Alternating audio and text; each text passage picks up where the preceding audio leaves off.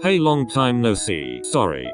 I said I'd come around more often, but exams are killing me. No, it's alright. I'm honestly just glad you've gotten back onto your feet after everything that has happened. I'm proud of you, really. Iwaizumi sighed. I need to admit, it still feels weird to me to be graduating from university without you by my side. I still remember the look on my mom's face when I told her you chose to go to a different university than me. Oh yeah, that reminds me. She told me to wish you a happy birthday. Mom is out of town visiting some relatives, so she can't do it in person, but she said she'd stop by on her way back home in a few days. Oh, that's so kind of her. I'm looking forward to see her again after all this time. Iwaizumi chuckled, placing a couple of flowers he had brought into their designated place. What do you think about the flowers? You like them? I wasn't sure about the colors and all. They're really pretty. I like them. Thanks Iwa-chan, you're always spoiling me. Don't let them bother you if you don't like them. I guess someone's gonna come and take them away sooner or later anyway. Hey, I said I like them. I like them. Come on. Try to listen to me properly for once. Anyway, look. Remember this shirt I'm wearing? Yeah, of course I do. Which brings us to the next question. Why on earth are you wearing that old thing? You're not laughing at me now, are you? No, I'm not laughing. I'm just surprised. It's a really old shirt and it's totally not your style. It may sound super cheesy, but wearing your clothes makes me feel a bit closer to you and somehow helps me keep focus when I'm studying. Iwa-chan. I'm sorry. Hey look, I've gotten that stupid zipper get fixed. You've always complained about it not working properly, but look. Iwaizumi pulled the zip close with a proud smile on his face. It works perfectly fine again. Wow, that is awesome.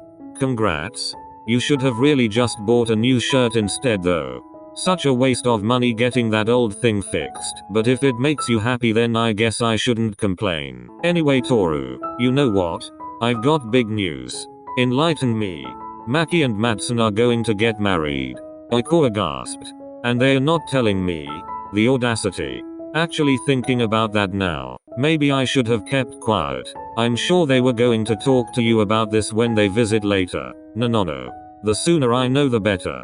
I'm so happy for them, like holy moly, I can't believe they finally get married. It took them forever to figure out their feelings and shit. It was quite the challenge dealing with their bullshit. Trying to figure out a way to help them get together all by myself. Hey, you have no idea how much Maki complained to me as well. I've spent hours listening to him talk about Matsun and how handsome he is and how he is so out of his league and whatnot. Ikora sighed. When and where are they going to get married? I believe they haven't settled on a date or location yet. I'll let you know once they did.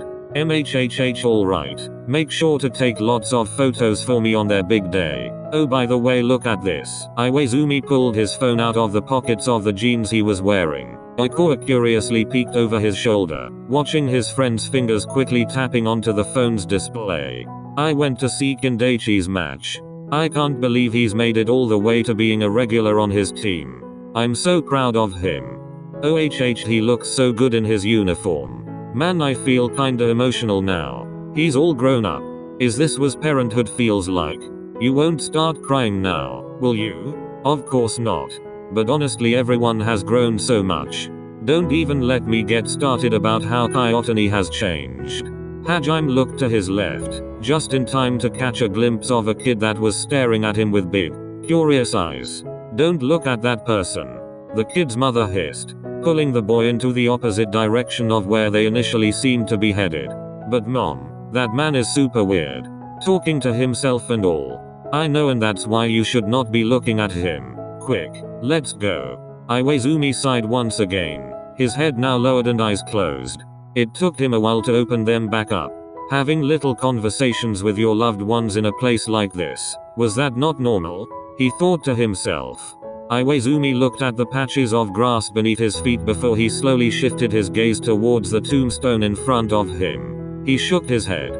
If anything, that woman was weird, not Hajime himself. Iwa-chan, don't let that get to you. I'm happy you come talking to me every now and then, really. I'd be so lonely if you didn't come anymore. Well then, Tooru, I'd better get going. I'm sure the others will come by for a visit later on. Why are you avoiding them? You need to properly socialize. And no, I'm not avoiding them. It's just, I'd prefer spending today by myself, without having to talk to anyone. I promise I'm doing better now than 2 years ago, so don't worry about me. K. Iwa-chan. Happy birthday, Tooru. See you. Iwa-chan, wait. Don't go. But no matter how loud Ikoa would scream, Iwaizumi couldn't hear him. No one could.